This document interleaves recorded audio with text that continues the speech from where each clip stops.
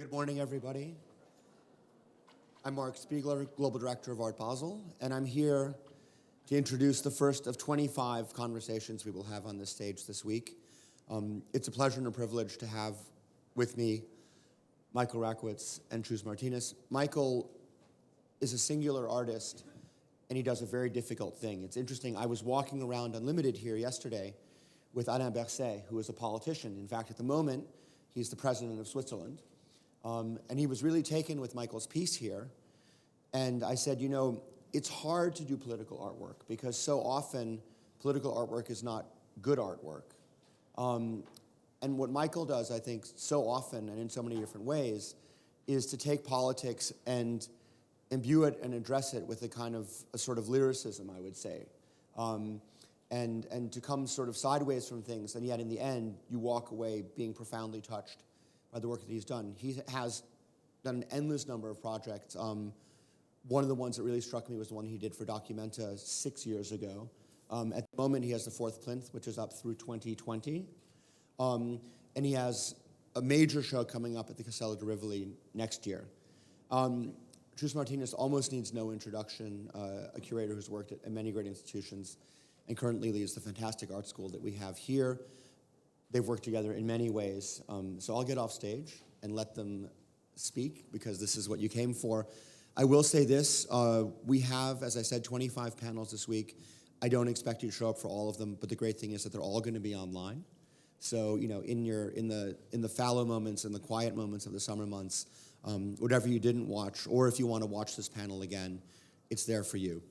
Chus, Michael, take it away. Thank you very much.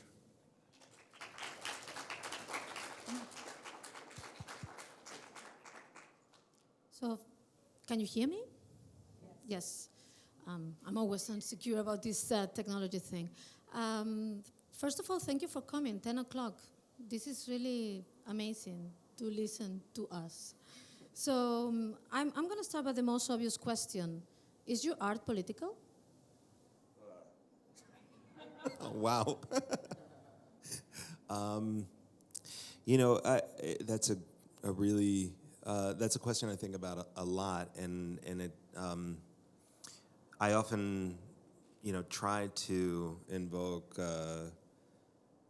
something that I read a while ago, which was a conversation that Hans Haacke was having with some interviewers at Ohio State University, who brought up something that Daniel Beren had said in the 70s, which was that art, for whatever else it may be, is always political.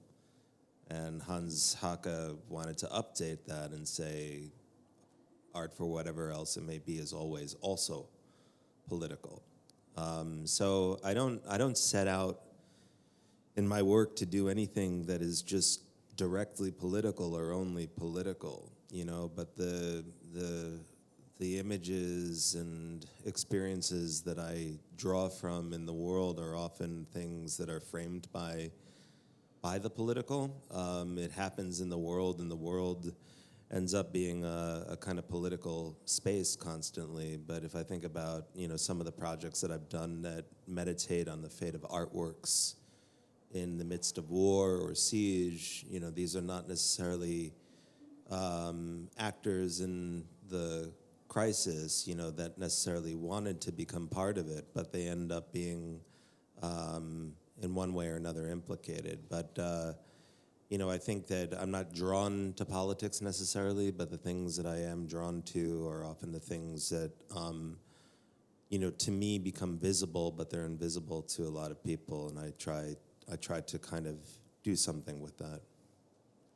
I'm saying that because, of course, there is a political dimension in the projects that you are doing, and even more so the last years. I think you know the work of Mike, but it's good to remember some of the works. I think during dOCUMENTA, he was reconstructing in stone the books that were burned in the Library of Kassel, bombed in 1941. It was a large installation where he worked very hand in hand with carved stoners in Bamia, in Afghanistan. Long project that was really super interesting also because of the transfer of materials, like paper becoming stone. Stone not being able to be read, but yes, because stone is also the sea. I think stones are having a memory, they have time, like the books, so they are entangled in that way. Here in Untitled, we can see the reconstruction of a piece destroyed in the Museum of Iraq.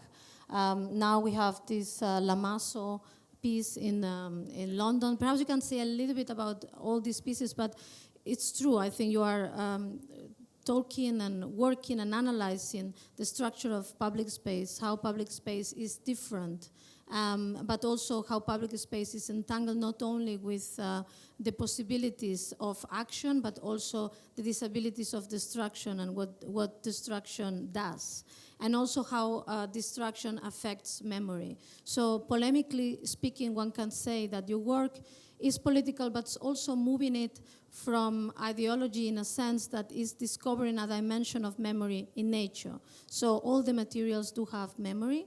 We also have memory, so we share with the inorganic world that peculiarity, but the way that the stones remember and the way we remember is different. And that memory affects the possibilities we see in the time to come. So they affect the way that we read the past, they affect the way that we read our identity in the past, but also how we are in the future. So it's a very kind of strangely biological project as well, and entangled with a very complex idea of nature versus culture, one can say. That's what I'm saying, if you ever thought about that, like how memory is different from the memory of action. And it's also a different, like the memory of history, the memory of materials is not necessarily the memory of ideology, the memory of destruction in an ideological sense. So, can you say something about that? Yeah, I mean, it's very well put.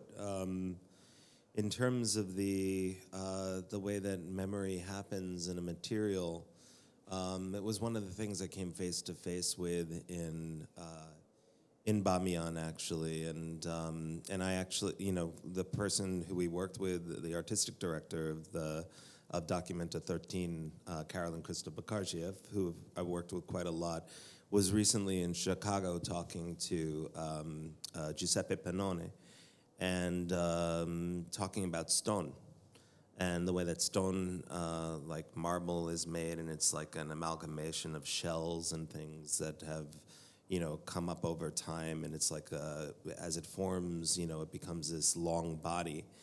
And I came face to face with that when I was in Afghanistan doing the stone carving workshop in Bamiyan, in one of those caves, one of the Buddhist caves that was near the 6th century Buddhas that were destroyed in 2001. And we went to this area in the hills where there was these naturally occurring springs, and the water was bringing up with it travertine, basically. You saw these travertine cones in front of you where all of the calcium and everything else was deposited. And it was like seeing stone being made in front of your eyes, and travertine is kind of like a young marble. And being able to kind of understand that time and seeing that, yes, it is actually like a slower body, was one of the ways that I really understood the way that I saw those books that were burned in Kassel when I went to the archives to research in preparation for Documenta. One of the first things they brought out, the archivist Konrad Wiedemann, brought out something called the Halskraus, which means the neck brace. And it was a book of prayers that was made out of parchment. And when it burned in that bombing of the Frigizianum, it burned the way that skin burns, which means that it deforms. And so it actually opened up into this kind of collar. And when I saw all of the books themselves looked like they had turned to stone, like they had become petrified with fear. So I, as an artist, am starting to see the life of these objects in a way where I'm not an expert on object-oriented ontology or anything like that, but I think about the way in which, those materials can tell a story that can't be told, through the markings on our own bodies in some ways.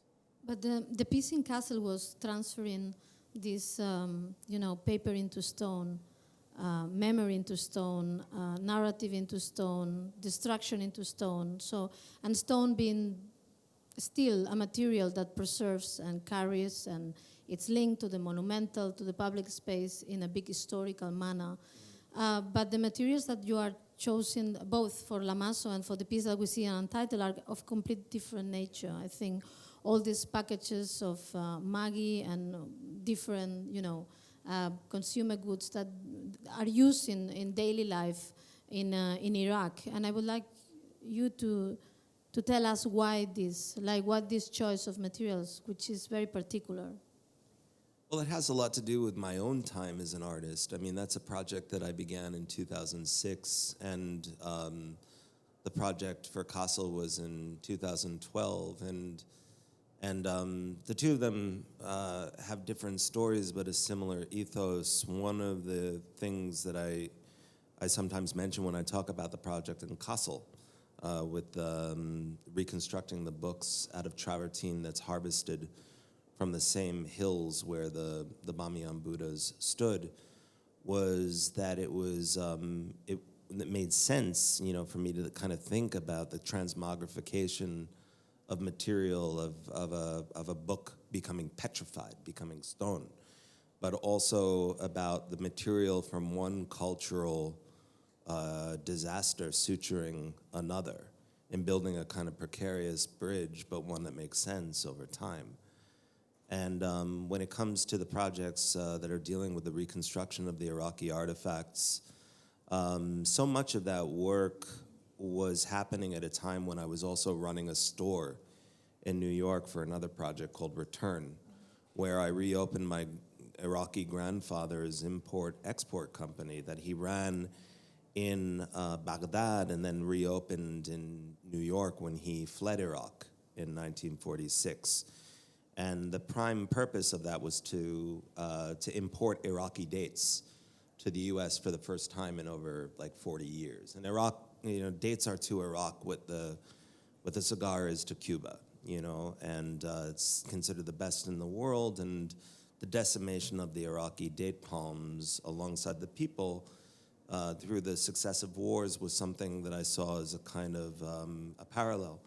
But also, you can get Iraqi date syrup in the United States, but it's always labeled like product of Netherlands or things like that. So I was sitting in this store waiting for these Iraqi dates to arrive, which, long story short, never do. But I was selling these products that would say things like product of Netherlands and had this amazing packaging. And it was made for the Arabic market in the United States. And I was just thinking to myself about the provenance of the archaeological artifacts that had gone missing during the looting of the Iraq Museum and the hidden provenance of these wrappers. And just thinking that if they were to come back, if those artifacts that were looted or destroyed were to come back as ghosts, the way to mutate them would be to, enlist this detritus that has its own sort of layers of veiled provenance. So it's a kind of different attitude, but it's also in some ways consistent with how I think about materials, and I don't necessarily want to choose a material that's simply a 1-to-1 ratio. Yeah, but it's not only the material. We are seeing objects that has been reconstructed. We are seeing next to them in the piece of Untitled this. We see two things. We see what's missing and we see what's remaining. We see what's missing, what did happen, who destroyed it, and also we see who kept it. And the gesture of keeping it and the gesture of destroying it are both very problematic, but they are both there simultaneously. And at the same time, we are seeing also not only the details, but we saw some, for example, the packaging of Maggi all over in the piece. Maggi is to the soups what the British Empire is to the Middle East. So Maggi, wow, Switzerland, that company, sold to Nestlé in the 40s. Very important because they really invented compact food. They're the first company in the world that did this kind of pulver protein, which is defining the life of woman, because you should not eat gluten. We are all allergic. So when you all think about the history of all these gestures that entangle everything from politics to soft politics, no? So what do you have in mind? Because you see all that together. So what are you reflecting on when you have like the peace dawn and you see that 3,000 years of history, memory, destruction, colonialism, and also all these layers of relationship through food, through everyday life to those histories? Like, that's very present. Like, that's super dense. How do you live with that? How do I live with it? Well, I mean, I am not as much of an expert as you on Maggie, you know, and soup, but it's definitely there for me. Like I recognized that when I was reconstructing the reconstruction of the Ishtar Gate that, you know, was taken by the Germans in the early 20th century to put in Berlin. The Iraqis made a reconstruction out of plaster, plywood, and 2x4s in the 50s to stand as a kind of placeholder for what had been taken. And so when I did this reconstruction of the reconstruction, the yellow that was part of this kind of magnificent, you know, blue ceramic gate to Nebuchadnezzar's Babylon, all of it was Lipton, but in Arabic, you know, and it wasn't lost on me just how, you know, fucked up that was. But it's also the kind of thing that I think is present, and sometimes it's not even things that I can see or I can read. And that's one of the things that I like about making work is that, you know, it ends up surprising in the end, you know, things that are part of a set of intentions, but you don't understand like all the different levels, you know, that start to surface. So I'm not an Arabic reader. I don't read Arabic, but it's been pointed out to me that like I have layers of different things going on there with like advertisements for Assyrian cab drivers in Chicago, you know, that are layered on top of lost Assyrian artifacts. And so those kinds of things are, in one way or another, expressing the same thing that those cuneiform tablets, you know, expressed during antiquity, which was just a kind of receipt, you know, for land from a king or a complaint or a recipe. You know, so how do I live with it? I think that, you know, it's part of the palimpsest of all the different things that are unpredictable, but I do know, you know, that I'm using, you know, kind of archaeology of today. What do you reconstruct? Meaning, there is one layer of the work, which is reconstruction, because there is one action that happened before, which is destruction. When something so powerful as destruction happens, then, of course, destruction. When something like that happens, then it also determines judgment. Those destroying are bad. Those keeping are good. But the question is also, you know, by reconstructing an object, you are doing an analysis of its formal typology. Like, it's an impressive, also egoistic, artistic exercise on research on how the objects were made, what do they meant, how the materials were actually acting in form, and so on and so forth. But what do you exactly reconstruct? I think, you know, you're putting it in a way that I'm appreciating, which is that it's reconstructing the act of destruction and construction simultaneously, you know, which is kind of, you know, one of the things that Dario Gamboni talks about when he's writing about the, you know, not necessarily the differences between iconoclasm and vandalism, but those two things at the same time, the way in which there was a kind of urge, you know, to create moments in you know, the works of people like Breton or others, you know, where the act of destruction could also be seen as an act of construction. But I also think that in these works, what I'm detailing and what becomes registered within the work is the fact that it's disappeared, and that it can't ever be reconstructed.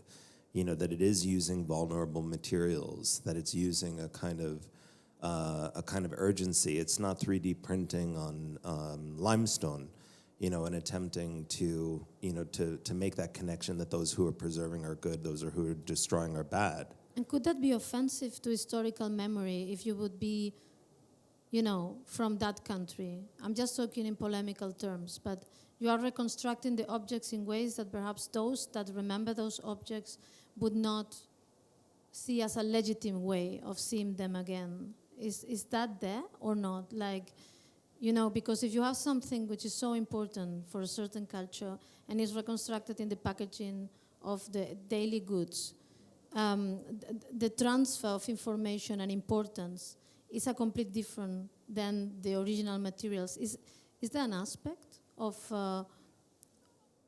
them being seen for those that saw them before as almost kitsch, perhaps? It's never my intention to offend, but I think, you know, but I think that, you know, that there is that possibility that, you know, of course the materials are different.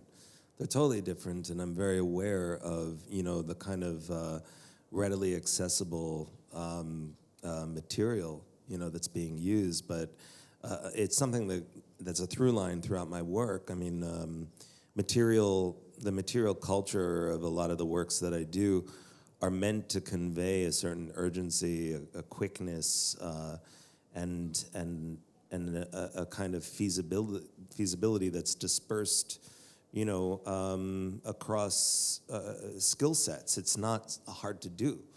In the shelters that I've been designing as part of a project called Parasite every winter for the past 21 years, those shelters are made from polyethylene rubbish bags and weatherproof plastic tape, and are made on a budget of $5, material budget of $5 each.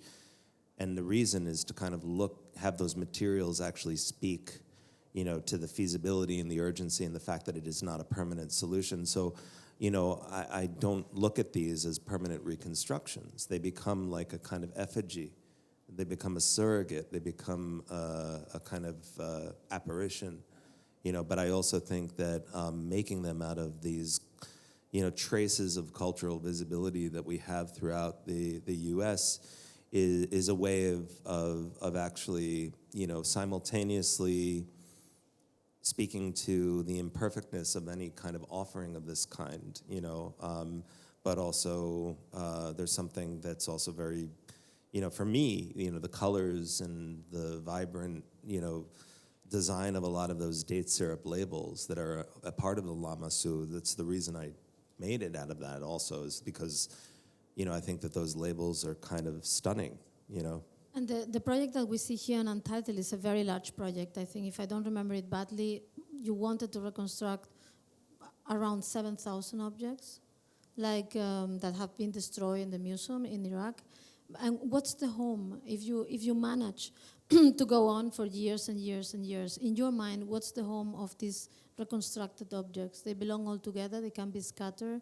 They have a home in your mind, or you know what I mean? What's the ideal placement for what comes out of such an incredible work of analysis at the end of a place and objects?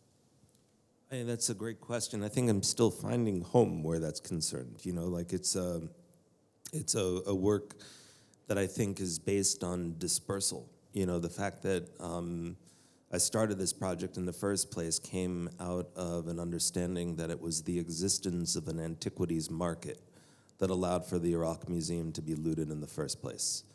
And the ability to kind of mirror that into a kind of a contemporary space was creating, like I said, an apparition that was looking back at a viewer that when it was first shown was a Western viewer. It was first shown in New York.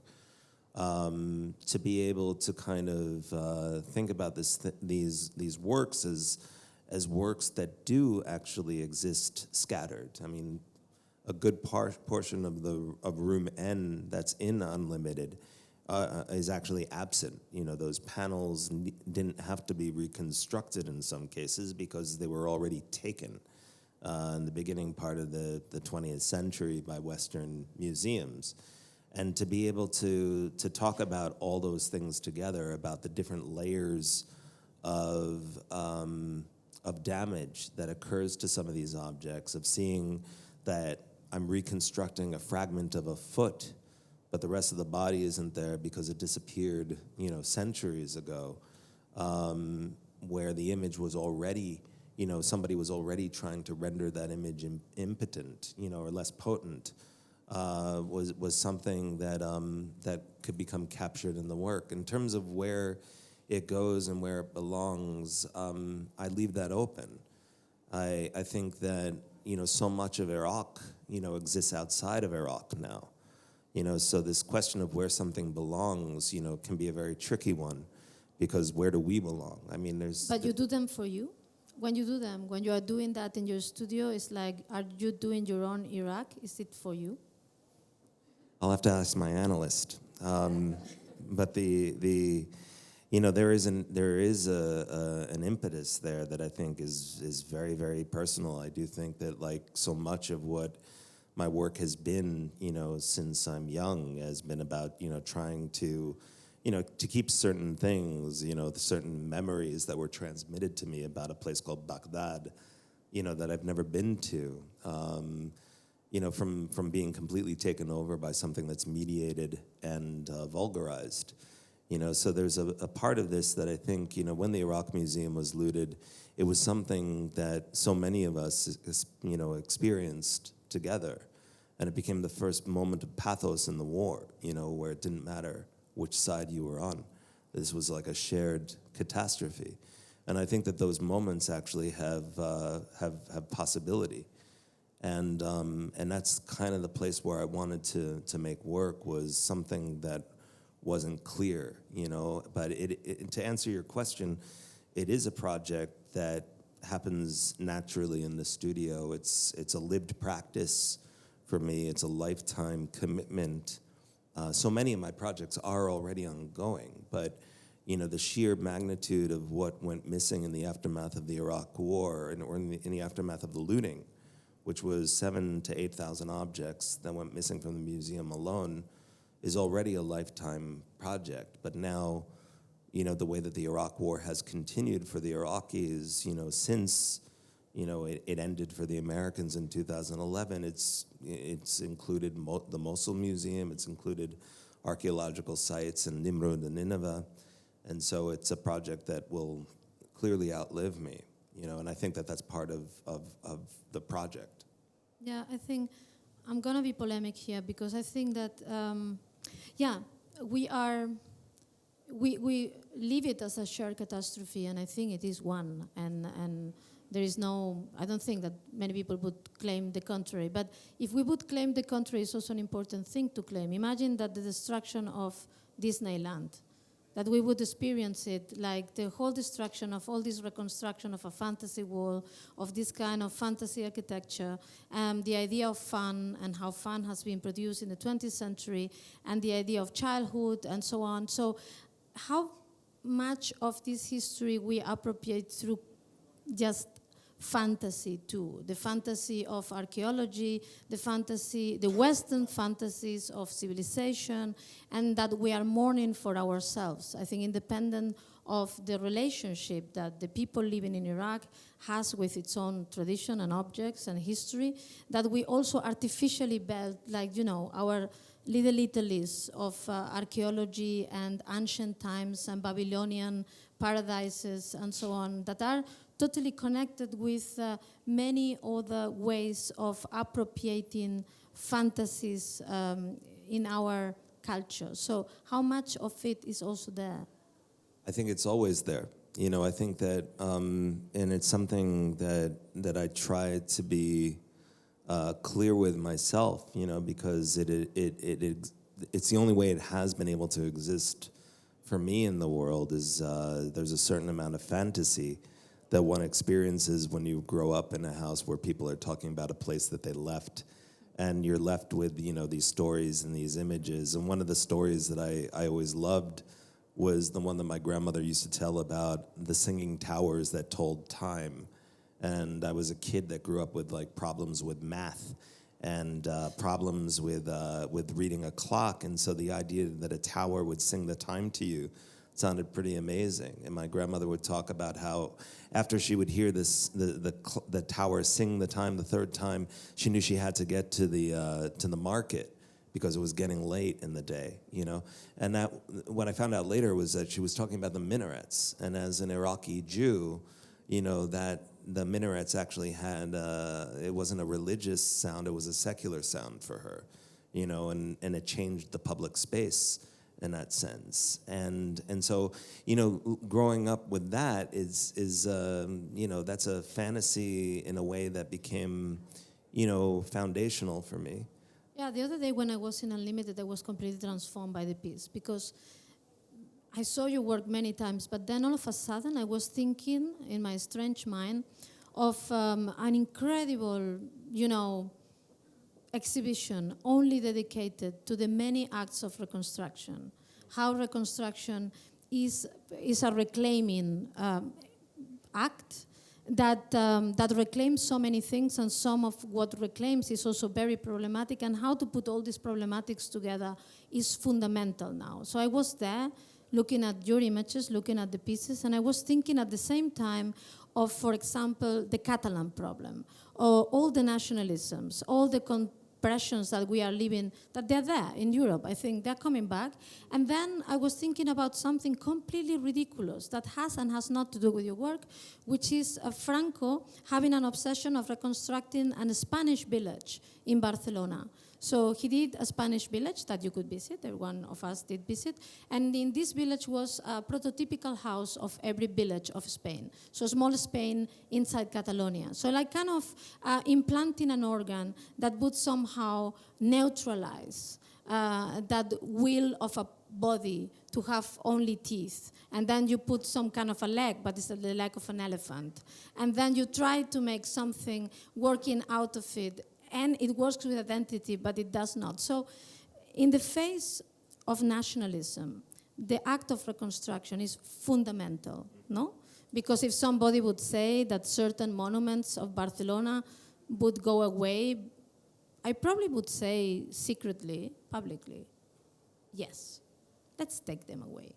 I don't know if by destruction, but if they could be erased, so we don't need a bomb, but if we could, and let's see what happened. What would it be 100 years of Barcelona without Sagrada Familia or without the statues of some presidents and da-da-da? So what would it be? Perhaps it's a good thing to not have them, but perhaps then, Michael, you would say, no, we need also a project of reconstructing them in places where they miss them, that maybe not Barcelona, but they maybe miss in, I don't know, in Cuba, for example, by somebody else. So how do you relate to all these kind of contradictions of recuperating what, and how the recuperation is linked also not only with heritage, not only with memory, not only with culture, in an open way, in an international way, in a tolerant way, but also in an intolerant way. There is something in reconstructing the past that may be super excluding. So it excludes those that may not participate of that past, of the same heritage, of the same identity. How do you relate to these questions at all? I mean, I think about them a lot. When you mentioned, Disneyland being destroyed, I thought, huh? It's sad, it's sad. It's exactly, or it sucks? It's sad. Sad, oh no. I don't know if it's sad.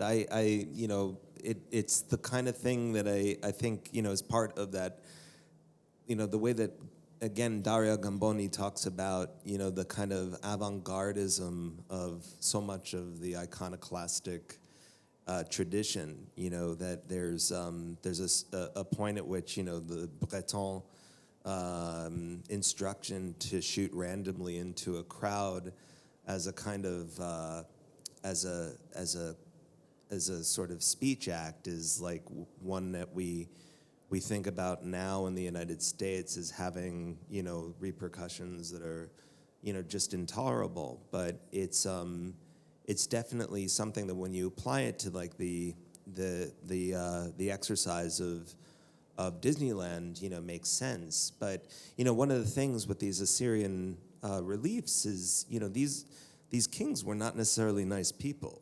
I mean, the cuneiform text that's written across them reads like something out of WrestleMania. Like big king, giant king, great king stepped on the necks of all his opponents. And it's an expression of power, but it's like how distant are we from that power where it becomes, something else for us. And so this question about reconstructing other things elsewhere, or losing things, what do we want to lose? What do we want to sort of critically evaluate to the point of erasure? I mean, I think that's a question that, is also a part of like urban renewal projects where you end up in dangerous territory about what looks good or what doesn't. But I've often thought, I don't know if this relates, but I've thought about this idea of the encyclopedic museum. And the problem with the encyclopedic museum is not that it's encyclopedic. I mean, I think that people are genuinely interested in each other. It's just that there's an asymmetric existence of these things, where it's about the West taking from the East. So what would it mean, if Iraq has to look at their culture and fragments? Shouldn't there be an encyclopedic museum in Baghdad that has pieces of Stonehenge, or some other kind of corollary? So you are saying somehow that also by reconstructing we learn how to forget, but in a more pedagogical way, like what to let go, what to recuperate, and also what to encompass. Like it's about the people. It's not only about the objects, about the possibility of those times touching, but also the people touching, like reconnecting, being together, which is not happening. But the idea of, by doing this exercise, you are kind of forcing us also to think about them, but being us, because we are in them when we just see these objects, when we see this kind of packaging, when we see all these layers, we see ourselves, but we need to necessarily think about those that lost the sight of the objects and those that are in the place where this architecture was, that they were inhabiting also the power, the fantasies, the possibilities that these objects create for the people. So it's some sort of intercultural project. Is that a question? Yeah. Okay, I'm curious. I'm just curious about the relation of the people, about not only the relation. We always talk about when we have these images and we have these objects, then we necessarily go and talk about the big things: culture, history, memory, amnesia, destruction, agency. But what about the people? Like the question of you, your family, those families, us, like transit, migration, like possibilities, all that. So that's also inscribed in the objects. And for me, it's a primal scene in the work, again, because, I grew up, hearing stories about a place that my family didn't leave by choice. They were heartbroken to leave this place. And one of the things that's always in the work for me is that I can't think about the reconstruction of those books in Kassel from the stone in Bamiyan, or to think about the desire that the people in Bamiyan have to reconstruct the Bamiyan Buddhas, and the way that UNESCO and ICOMOS tells them they can't. I can't not think about those things, and also,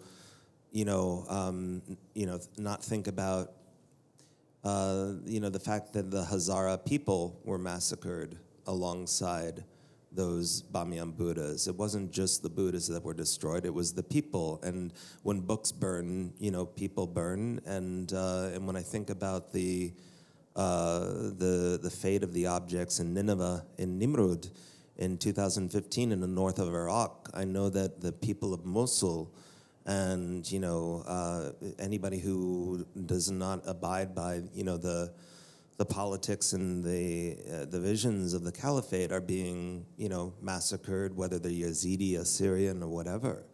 And so those kinds of objects instantly also become surrogates for me, the same way that the date palms, for me also have to be in the story of the Lamasu, about the desecration not only of the Iraqi people and the culture, but also of the land itself, and the way that those date palms are dying because of the seepage of poisons from the munitions that were dropped.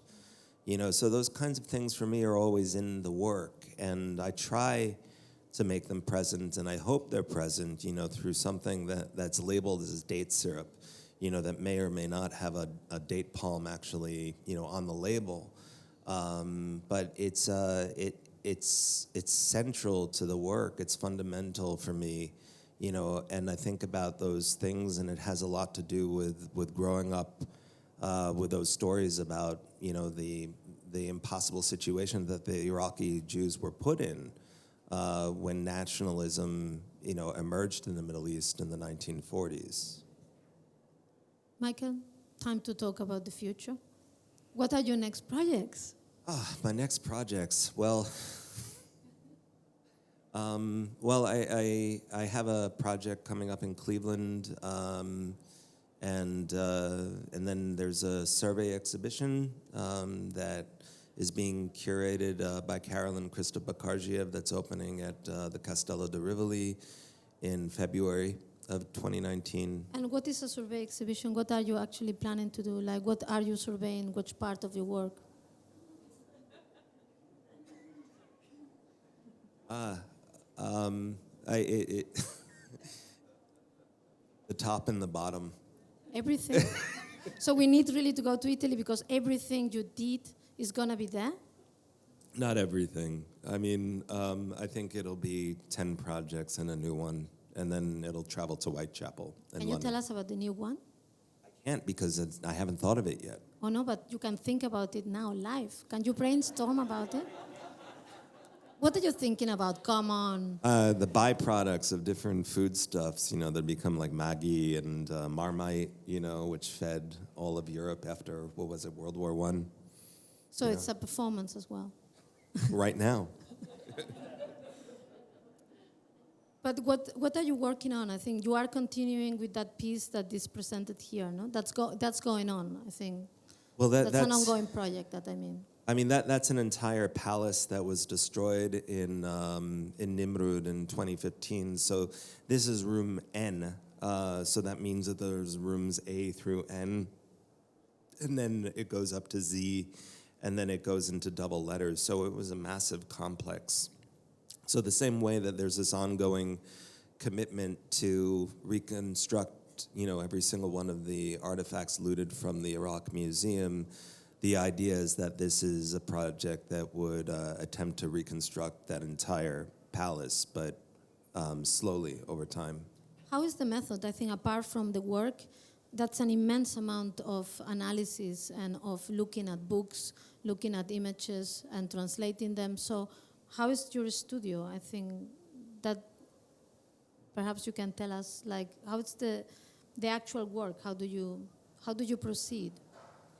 Well, I am, in a practical sense, and it's important to thank, the now 40 different, young artists who have helped me do this project since it began in 2006. But for this project, it was a team of 8 people over a period of 3 months to reconstruct room N. But the way that it works also is that there's an intensive amount of research, and for the Iraq Museum, there's a database at the Oriental Institute at the University of Chicago that has had a relationship with the Iraq Museum since it was founded, in the beginning part of the 20th century. And so they went live with their Lost Treasures from Iraq database right after the looting. And so I still work with curators and experts there like Gene Evans and McGuire Gibson and Kirsten Neumann. And they've been essential in being able to kind of point me in the direction of photographs and also analysis of what the objects were, where they were located, where they ended up in some cases, and determining what was destroyed and what wasn't. I also have some people that I work with at the British Museum that are also keen on not only these projects as a form of ghosting, but also as a form of critique. Yeah. So there's a lot of research that does go into it, but it's often in consult with other people. And when you work in a project like that, you work in parallel to other projects, or this project is the one like determined you work right now, like takes all the energy, or you just also are paralleling with other projects as well? No, I'm also doing other projects. I mean, it's one of the things that I find has really created a nice life in the studio is having multiple things going on at the same time, and I start to see the overlaps quite often and the intersections. And so every winter, I make the shelters for different homeless individuals. They're custom built for each person. We continue to make these artifacts. The project in Cleveland that I'm working on is a citywide project that's site-specific to Cleveland. That's about police violence and racism, but of course I see intersections with militarism. And one of the things that's been strange and kind of heartbreaking is the Project Enemy Kitchen that I work on, where I teach Iraqi cooking, with my mother to different public audiences, and also operate this food truck in Chicago that's staffed by Iraqi refugees as chief chefs, and then American combat veterans who were in Iraq as sous chefs and servers. Well, a lot of those veterans have ended up homeless as well, and so I find that I'm also designing shelters for some of the people that have approached me about working on the food truck. So you start to recognize, just how intertwined and entangled so many of these moments of urgency, become. So, was that? Yeah, yes. I think that's very interesting, because if we don't know, it's important to see exactly these dimensions of your work, and also this very direct social interaction, political art projects, but also social oriented, and then also these other ones that they have this more, historical dimension, which is a complete different way of relating, that they have urgency, but they don't have the same skin of the everyday. And also in a moment in America, not only in America, but all over, that we are transforming our society to the worse. So it's interesting that how do you perceive that also there? Like, you're talking about refugees with a president that is really a disaster and totally anti-immigration. And I don't know, what's your opinion of the importance of activating that texture right now through the university, through the social and also urban structure where you're working through a studio? Like, how is your work changed by the time being? I mean, that's a really great question, and I've actually thought about how it hasn't changed that much. Like, unfortunately, a lot of these things did not begin with Trump, and they're not going to end with the current American administration. I began in 2014, 2015 a project in Philadelphia. This is just an example that recently aired. It's a radio program called Radio Silence. And it was a public project that I did for that city, where one of the residents of Philadelphia was an Iraqi refugee named Bajat Abdul Wahed, who was considered the Walter Cronkite of Iraq, like the best broadcaster. And so my desire was to put him back on the air. and to create a radio program wherein American veterans who have been to Iraq and who were interested in being asked the question, not how did the war change you, but how did Iraq change you? And then Iraqi refugees living in Philadelphia would piece together, this kind of sound tapestry. And then after our first recording session, Baghdad actually had a respiratory attack, and he needed a tracheostomy. So the voice of Iraq lost its voice. And then 8 months later, he passed away. And so I ended up with this awful void, but all the while I was also seeing what Baghdad and his wife Haifa had to go through as immigrants, as refugees in the United States. And it wasn't pretty. I mean, it was terrible. And in the aftermath of the US elections and everything in 2016, when I finally went ahead and was ready to put together the radio programs, I received, in mid-June of last year, requests from the Iraqis who were participating to redact their participation, to redact their recordings. The reason was the travel ban had been reinstated. It didn't include Iraq. It was 5 majority Muslim nations. And even though it didn't include Iraq, the people I was working with were not naive and saw it as a Muslim ban. And because so many of them had residency papers that were still pending, refugee status that was still pending, they did not want to be seen doing something that would be seen in a negative political light. So that's the way it's changed a bit. I think the level of urgency has shifted things where people don't want to participate, where people don't want to necessarily talk about these things in the same way that they might have been willing to speak about them 3 years ago. And I think that watching artworks disappear now, that watching things, kind of being redacted or censored, or self-censored in some cases, is part of the impact of the current political moment.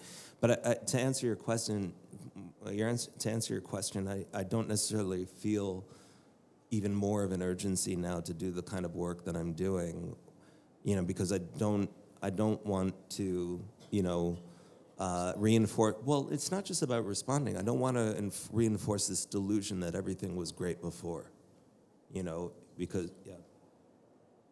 But it's a very, what you're putting on the table is a very deep thinking, which is like we also need to completely reconsider our positive offers, like our ideas of interaction, participation, being propositive, giving the ground, giving the voice, all these kind of, protocols of the political that we have with good faith learned over the years that need to be reconsidered, because fear and the structure of fear in our own society, not far away, but in our cities, in our neighborhoods, in our universities, it demands a different strategy, demands a different way of acting, and we need to learn what this could be, I think, because we know that now not everything can be in the open. It never could, but now it even worse. So, and I think that for me, your work and all these projects that you have been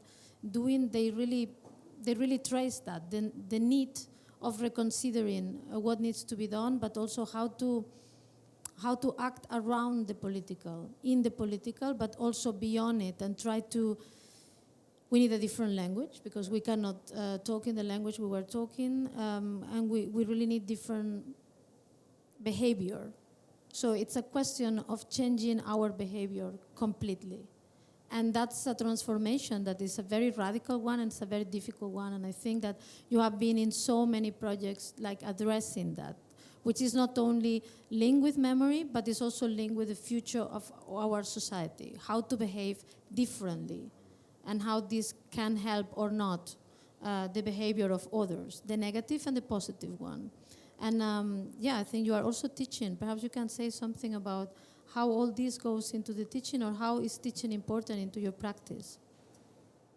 I mean, it's been essential in a lot of ways because whatever narrative or literary element that has emerged in the work has often been something that was formed over time, in terms of just, giving lectures, for instance, or putting together images and narrating those images for students, of looking at the history of design, for instance, of starting with a slide lecture that began with an image of Pruitt-Igoe, for instance, which was supposed to be a modernist masterpiece in St. Louis when it was conceived by Minoru Yamasaki, and then with the repeal of the 1949 Housing Act, so much of what it was supposed to provide in terms of like Le Corbusier's three essentials of urbanism, of sun, space, and greenery were not possible because the design had to be radically changed because of a lack of funding and permissions that were not granted. And so it became a pretty violent place to live. And it started out as segregated housing, and then it became desegregated, but it was never really possible to integrate people. So it was a housing unit that was caught up with everything, the civil rights movement, the disasters around that. And then it was demolished in 1972 in the most kind of spectacular way, where the image of it being collapsed was almost like this pornography that was pointing to the failure of social housing as almost like a way of pointing also to the success of hypercapitalism. And then that lecture would start with that, and then it would end with a picture of the World Trade Center, which was Yamasaki's other masterpiece, that also ends up being an architectural collapse. And I started giving that lecture before 2001, and then afterwards it changed. And so there are things like that where that project that was just projected on the wall, that became my first project within a museum setting. It was called Dull Roar. And so it's been a kind of, I don't want to say a staging ground, for my studio practice, but it's taught me something. So teaching has taught me new practices and new ways of thinking about things, slowing down and thinking about things, because I'm thinking about what my students are thinking about. They're all coming in from different places with different frames of reference, with different abstract languages. And so I'm asking questions also in those classrooms and those studios that haunt me, that I have to answer for myself in my own studio. And so I think what it's done is it always keeps me back on my heels a little bit. It always keeps me teaching. I love doing it, but it also allows for me to always have a certain amount of doubt in my own practice. Very well put. I think it's time for you to make questions. This one, great. Yes, it's coming. Oh, thank you. I would like to ask some more details regarding the yellow, which signifies quite a bit in your work. And then coming back to the question also of the Maggi, because if I look closely at the yellow, it's both representing Shell and Unilever, and which are two Anglo-Dutch conglomerates, but they also symbolize for me two different kinds of destruction that took place in Iraq and the Middle East. And the question is, what is really the more destructive force of the two? One is really symbolizing the war, and the other one is symbolizing the diabetes and other metabolic diseases that are happening right now in the Middle East. Because, of course, we're all familiar with the war devastation that's happened, but at the same time, the Middle East is also the place with the highest diabetes rates in the world. So it's also a question of quick oxidation versus slow oxidation, spectacular destruction versus slow destruction, colonization of the land versus the body, transformation of materials? And why is our fascination with the spectacular destruction all the time and not with the slow destruction that is taking place? And I couldn't notice that the food truck where you were serving out the food, for me, what is happening at the top is fantastic, but then the Black Death is undermining all the progress at the same time, because the Pepsi is the real colonial force that's taking place, and we're all the time focusing on the quick oxidation and not on the slow oxidation. So could you elaborate on that? And I hope I was clear. I mean, I think you were unclear in all the right ways. So I have questions for your question, but for me, I think that when you're talking about the nutritional, and you're talking about what's in those packets, there's so much of it that you're right is about this kind of like this slow desecration of life. Of the people that are living in these places that these materials are made for, that these products are made for. I think that one of the things that often is talked about in this kind of like food culture in say the United States is that you called it Black Death, Pepsi. Yeah, I mean, they talk about how much healthier those bottles of Pepsi are because it's Mexican Pepsi, which is preferred because it's made with real sugar as opposed to cornstarch. But it's like choosing, I don't know, like endless diarrhea over cancer or something. It's like, right, exactly. So, I think that's like a kind of an element to the project that I never could have predicted. And your reading of that is something, that I appreciate because I don't think that people necessarily, understand, some of the food politics that go into. Yeah, but it's there. It's there. It's very present. It's one of the layers, I can't say that it's the same thing with date syrup because date syrup is actually a great alternative to so much of the other sugary substances that you can sweeten things with. It's actually there's also some dates like khadrawi dates actually, for instance, have an inverted glucose in them, which naturally occurs and makes it possible for people with diabetes to eat dates without there being so much a concern. But those are like the different layers that I've learned about in doing all of this. And so I try to circulate some of that also in the recipes that are given out about talking about some of the, the beneficial elements of turmeric, which is also yellow, but, has a more sort of like healing and holistic quality to it than say, Maggi does. Or what was the other product you were pointing out with yellow? Shell, right, exactly. Well, the shell symbol was not intentional. That was the Assyrians that made that, and Shell stole it from them. So.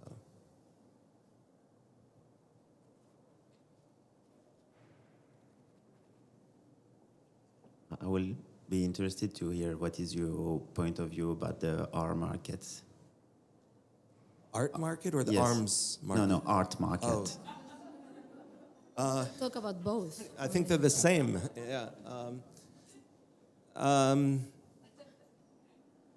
don't think about it a lot. I mean, I don't come to it naturally. I don't know what to say about it. I think that there's elements about it that frighten me, but I don't feel a part of it enough to be, fluent on it. I never felt the need to own art. I feel like it's always been accessible to me through other means. I'm oftentimes satisfied by an image as opposed to a real experience with an artwork. I'm a collector of baseball cards and Beatles memorabilia, so things like that, I think, but I don't think that there's a total difference there. Why the Beatles? Why the Beatles? This horrifies you? Totally. Okay, well, when I was 7, John Lennon was martyred and my mother was crying in front of the television, and I didn't understand why. And I asked her why she was crying. She said, John Lennon was killed. And I said, who's John Lennon? And she said, he's in the Beatles. And I asked who the Beatles were, and she looked at me like I was an alien. And she brought me upstairs to her bedroom, and she took a record off of the shelf, and she put it on the turntable. She gave me the record cover, needle hit vinyl, and I'm looking at this like really colorful album cover, and it was Sgt. Pepper, which is like, that's like candy for kids. And then on the reverse, there were all the lyrics, and she said to me that it was a story from the first song to the end. And I was hooked. I was in second grade, so like everybody was memorizing Shel Silverstein poems, and I was memorizing Beatle lyrics and saying, I want to be your lover, baby. I want to be your man, but that... I'm having a moment, huh? No, it's amazing, because my mother cried in front of Kramer against Kramer, and my mother, I also saw her crying against that movie, which is all about divorce, and I collect divorces. So it must be something like when you see your mother like crying in front of the Beatles. So now I'm really having a vision. So good, it's time for you to make questions. Like, continue. Did we abuse your question? Or, I mean, I want to find out what the divorce market is now. Yeah.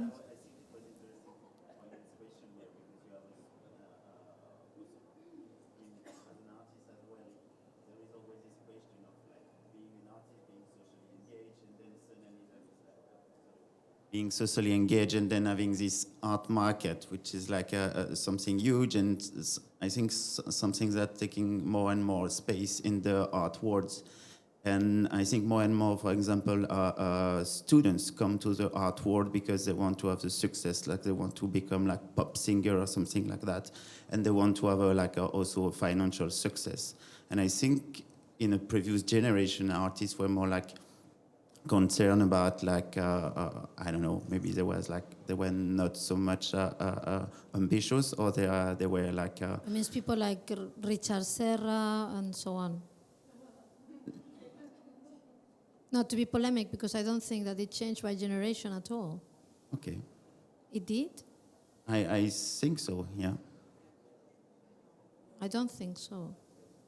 I think that what it changed is the public money.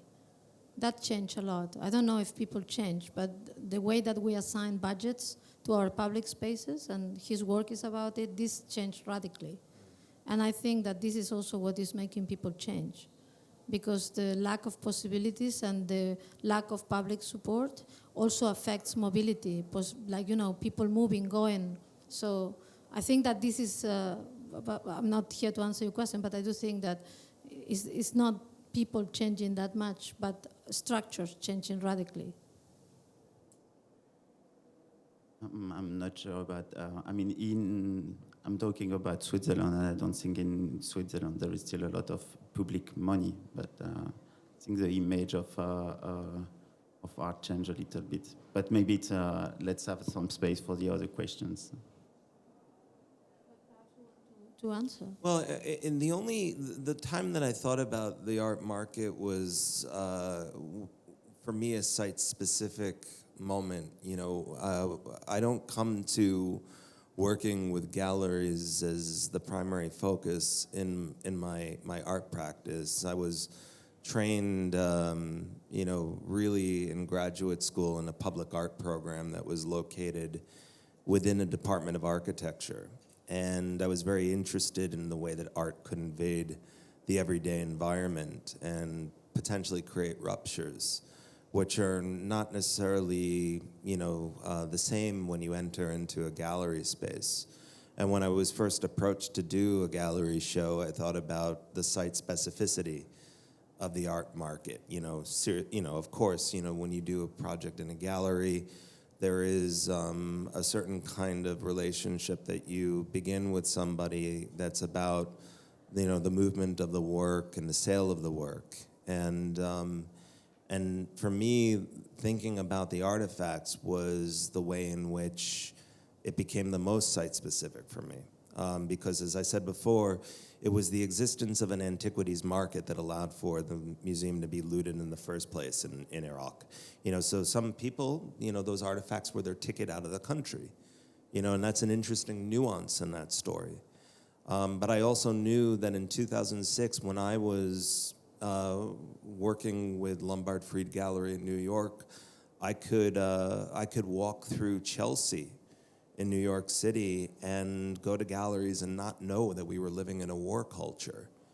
And that was infuriating in a lot of ways. And I thought about, the reappearance of those artifacts, as effigies that could haunt, contemporary collections. But I didn't think about, the distribution of money or what anything is going for. I just thought it was an interesting site within which to make work, and to also know that oftentimes collectors and collections intersect. So that there are people who collect contemporary art who might also have a Mesopotamian antiquity. So those kinds of things interest me. I don't really have any perspective on the financial aspect of it. We may have time for a last question. Yeah.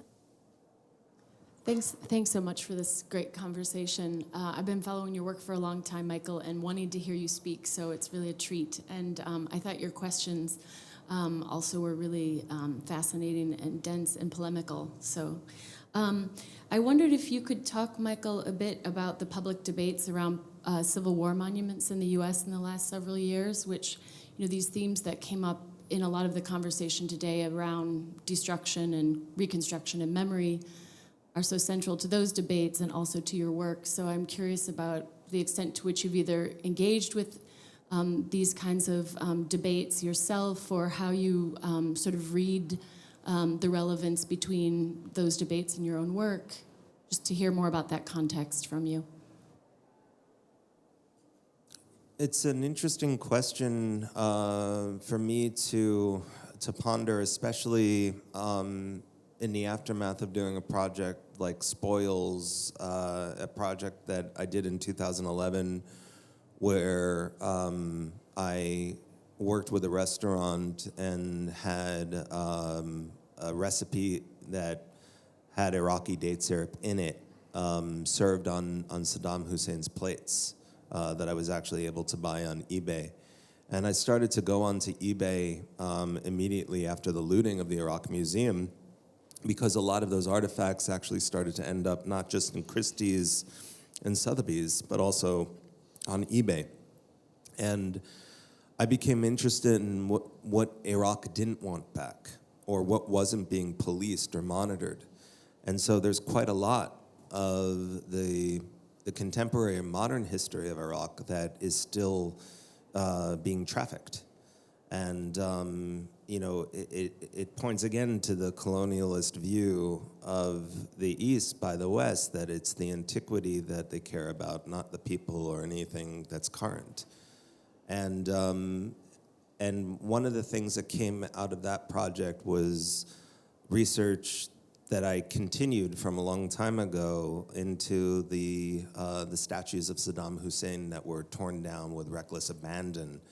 Very highly choreographed events by the American military to make it look as though it was spontaneous, like the removal of a Lenin statue in Eastern Europe. And so those kinds of empty, missing teeth, throughout Baghdad, made me very interested in a kind of critical evaluation of what was being removed and who was doing the removal. And so I think that that's the first question, is who's removing what?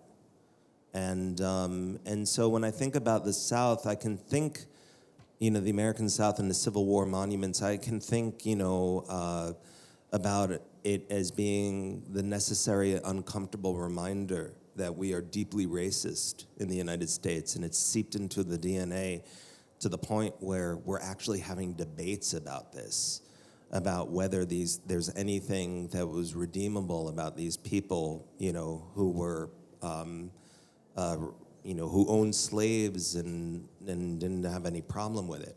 But I also don't think that those traces of failures and problems should be erased. I think that that's, you can end up with a very unhealthy amnesia. But it's also not for me to say. I don't live there. And I'm not somebody who would be traumatized in the same way as somebody who's African American and whose family legacy has been traumatized by those people who are being commemorated. So I don't have a sweeping kind of statement to make about that. But it troubles me that people would be so cynical to think that we can just keep them up without consequence. But it also troubles me to think that we would tear them down and it would be as if nothing ever happened. So I think it's something that there's no easy answer for. I know that there was a plan in South Africa at one point where there was going to be a program, and I don't know if it ever came through, but the idea was to not tear down the apartheid era monuments, but to actually erect the ANC era monuments next to them. So you create a space of tension. And that I find interesting, because you create something that is like a panorama of all of those problems and all of those historical incidents and wounds, that can be seen through materiality. But again, I don't live there, and I think it's the prerogative of the people who live there, the same way that I don't think it's for the International Commission of Monuments and Sites and UNESCO to determine, whether or not the people of Bamiyan, can rebuild the Bamiyan Buddhas. Well, I think our time is over. So, Michael, thank you so much. Thank you, Chus. And thank you for you all coming. So